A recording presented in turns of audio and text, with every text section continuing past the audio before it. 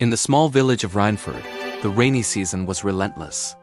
Heavy rain poured down, turning the narrow streets into muddy rivers. Dark clouds hung low, and a cold wind howled through the lanes. But amidst this gloomy weather, Oliver, a humble samosa vendor, readied his small food cart.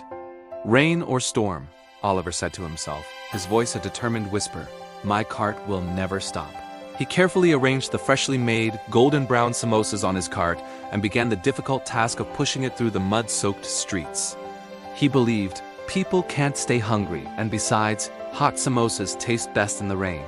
After a while, the torrential downpour eased into a drizzle. A few curious villagers ventured out, their footsteps cautious on the wet ground. Some gathered near Oliver's cart, drawn by the familiar, comforting aroma. One man, after taking a tentative bite of a samosa, frowned. "Oliver, these samosas are wet," he complained, his tone sharp. "Why didn't you cover them properly?" "The rain has ruined the taste." Oliver, though disheartened, replied politely, "It's the rainy season, my friend. They might be a little damp, but I assure you, they are still hot and fresh from the pan. Please, try another one." "No, Oliver," the man said, shaking his head. "This was a mistake. I'll come back when you have dry, crispy samosas." With that, he walked away, leaving Oliver feeling a sting of disappointment. He nodded quietly, murmuring, "All right. Tomorrow, I'll do better. All day." Oliver pushed his cart through the damp streets of Rhineford, but his usual success eluded him. Very few samosas were sold. By evening, he was exhausted, soaked to the bone, and his heart was heavy with disappointment. He returned home, his slow steps echoing his somber mood. His clothes were dripping, and his face was a mask of worry and sadness. His wife Emily saw him from the doorway, and her expression filled with concern. "Oliver, what happened?" she asked, her voice gentle. "Your face tells me today was a bad day." "Didn't the samosas sell?" Oliver let out a long, weary sigh. "The rain ruined everything, Emily. People complained that the samosas were wet and tasteless. I only sold a handful." Emily's brow furrowed with worry. "If this continues every day," she said softly, her voice barely audible over the patter of rain outside, "how will we manage the rent and our food?" "I know," Oliver replied, his voice strained. "But we must not lose hope. Tomorrow is another day. We'll find a way." That night, they ate their simple meal in silence.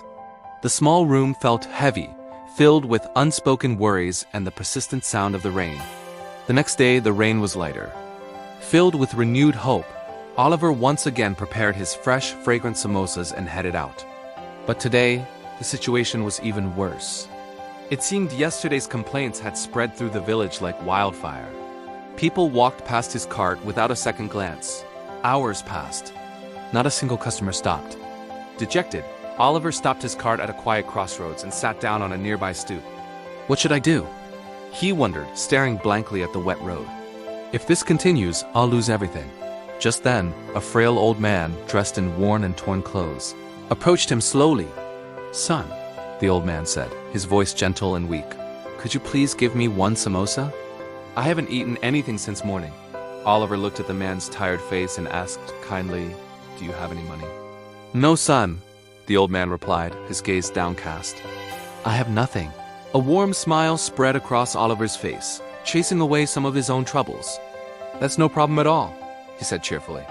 "Feeding a hungry person is never a loss." He carefully picked out the hottest, freshest samosa and handed it to the old man.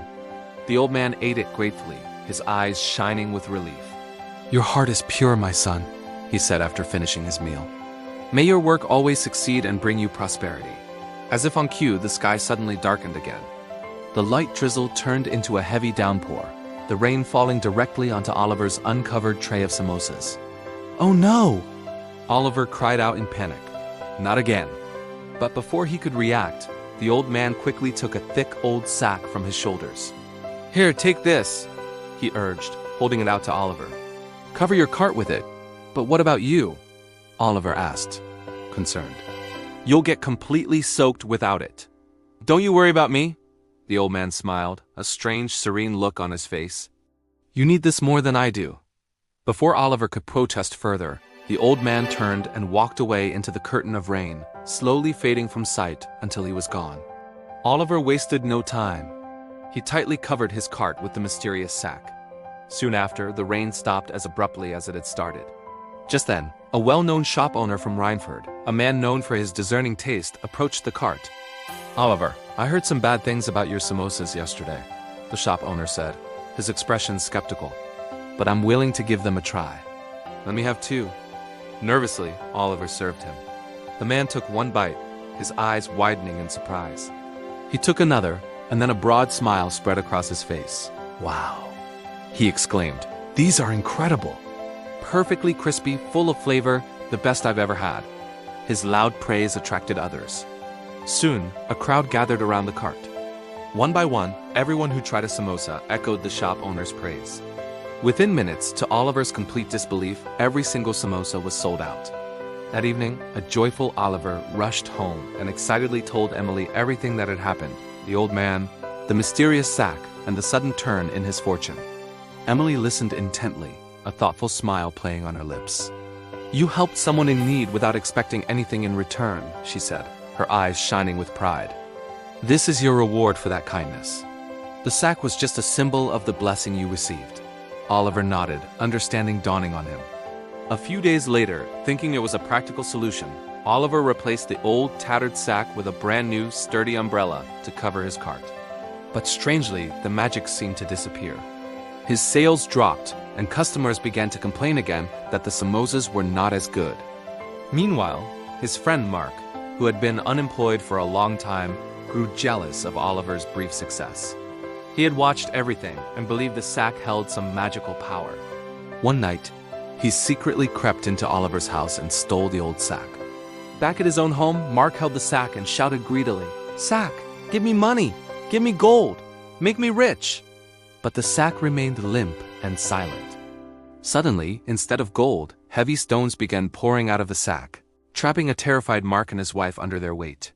Oliver, unaware of his friend's betrayal, continued his work honestly, his heart still full of kindness. He went back to basics, focusing on his recipe and serving everyone with a smile. Slowly but surely, his business began to prosper again, built not on magic, but on his own hard work and good nature. The story of Oliver and the sack became a quiet legend in Rhineford, a powerful reminder that kindness and honesty are always rewarded, while greed and dishonesty lead only to loss. Good deeds, no matter how small, never truly go unrewarded. Thanks for watching. If you enjoyed this story, please like, share, and subscribe to our channel for more inspiring content. See you next time.